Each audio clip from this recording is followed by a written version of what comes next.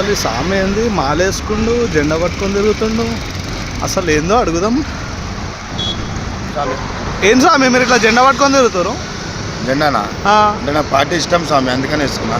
మీరు చూస్తేనేమో మాలలా కనిపిస్తున్నారు. పాదయాత్రనా స్వామి? అవును శివ. ఎక్కడికి స్వామి? శ్రీశైలం. అంటే ఎక్కడి నుంచి వస్తున్నారు స్వామి? అంటే ముషిరాబాద్ రామ్నగర్ ఉంది కదా, అక్కడ కాచిగూడ అంటే 250-300 కిలోమీటర్లు వస్తుంది. 250-260 వస్తుంది. ఎప్పుడు స్టార్ట్ అయ్యారు స్వామి మీరు? మేము నిన్న నైట్ స్టార్ట్ అయినాం స్వామి.